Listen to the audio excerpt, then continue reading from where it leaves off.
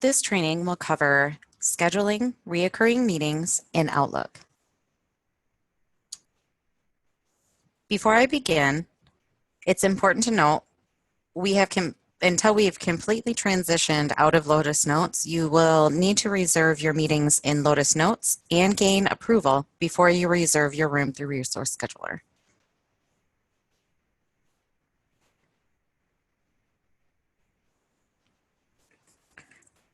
To schedule a reoccurring meeting, you will do one of two things, however you normally would begin a meeting schedule, either by double-clicking and pulling up the Outlook screen, or go to your new meeting or new appointment, whatever you prefer, to schedule the meeting.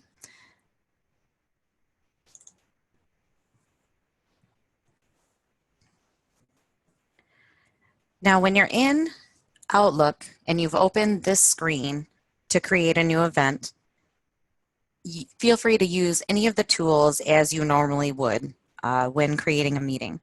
So that would include any sort of notifications that you would like, attachments that you would like to include, and any other options, format, text, insert, that kind of thing. All of that can be done from this screen. It's important to remember the typical functionality within Outlook, setting new appointments or meetings, it's not affected by the resource scheduler. The only exception to this is the location field will be filled in by Resource Scheduler when you have completed the Resource Scheduler section. Think of the icons in this show section of the Outlook ribbon as tabs or different screens. These screens are the tools you use to indicate who, what, where, and the needs of your meeting. The options section here determines the notifications you'll receive and the reoccurrence rules for a meeting.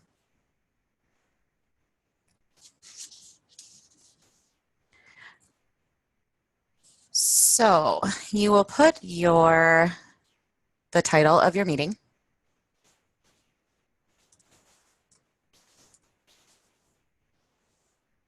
and you will select your date, your start date and time.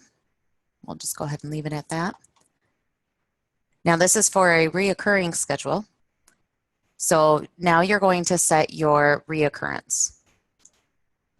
You'll go here, make any adjustments that you need in the appointment time, reoccurrence pattern, and range of reoccurrence.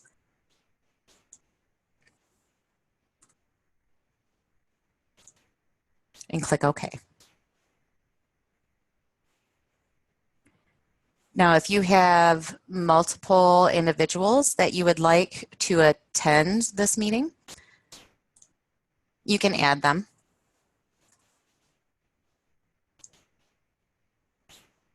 And you can also go to the scheduling assistant, which is your next screen, to see what is available in her schedule over the next few weeks.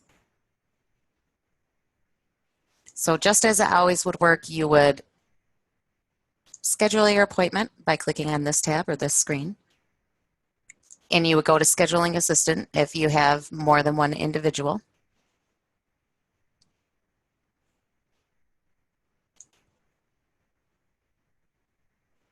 And once you have set those two items and you are ready to find a room, you click on Resource Scheduler.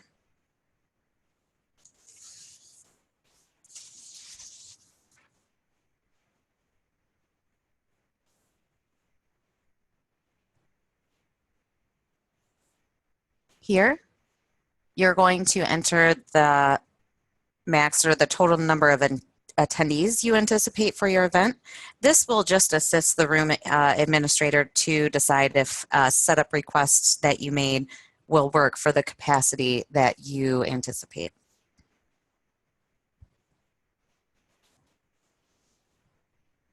We will go over proxies in a different video. Options, this is just my information, as in the web portal. This is the same information here. You can make adjustments.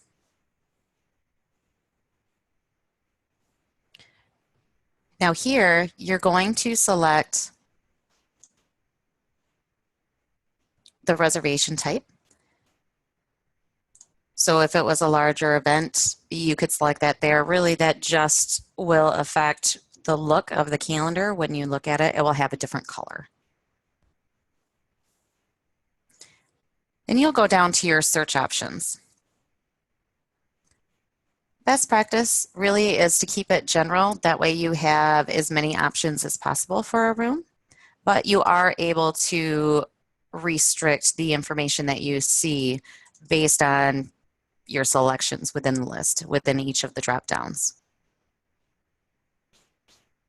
If you would like to narrow it by the number of people that you hope to house in a room, you could add a number here, and it would show you only those rooms that could take on that many attendees.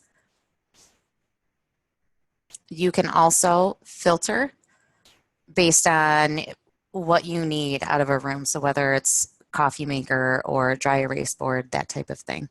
And then you can adjust the way it will show you the criteria. Once you're finished making your adjustments here for the scope, you'll click Search.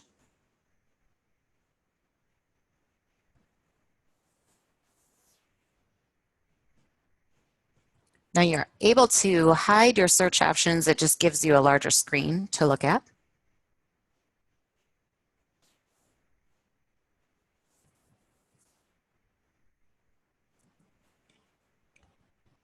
Just a quick explanation over here. This little icon, you can see the lock next to the room name.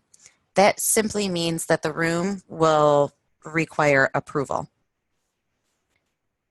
Anytime you see a number in parentheses, as you do here, that tells you that this room, max capacity for the boardroom in general terms, is about 75.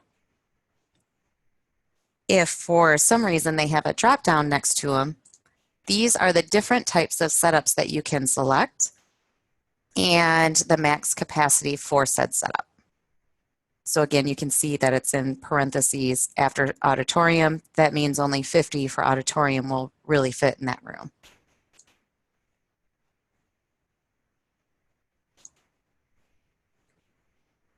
In this case, I'm going to schedule for the backboard room.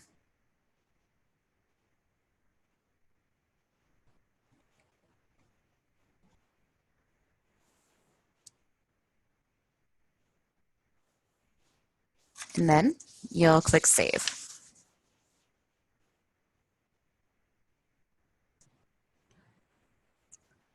This is a pop-up asking to just acknowledge by reserving that you've viewed the rules and responsibilities for the room and that there are required fields that need to be completed.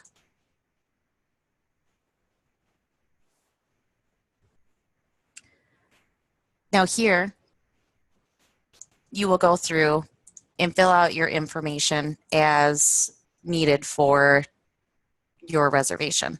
This is it goes along the same line as just making a standard reservation through Outlook. So you'll go through the tabs as you see fit.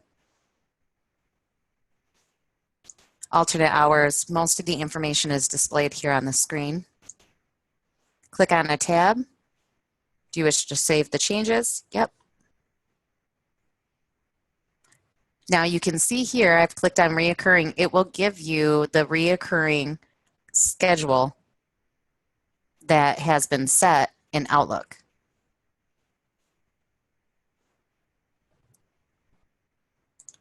You'll go through any other tabs that you need to set here.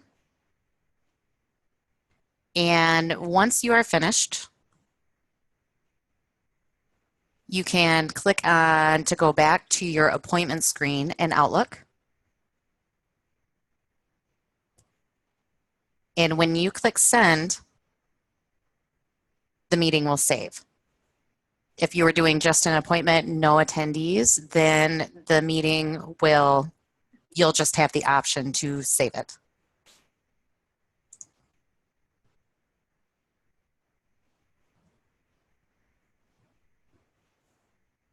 As you can see, the meeting is showing here on my calendar.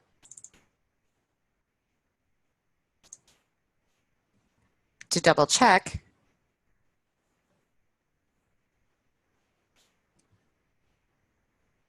you can see the room has been reserved. It's for the back boardroom. As of right now, I'm looking at a single occurrence of this. I can look at my reoccurring options, and I can look at what I had selected when I made the reservation. You can do this at any time to double check information that you've placed into the reservation. Once you're finished, you don't need to save anything. You can just hit close.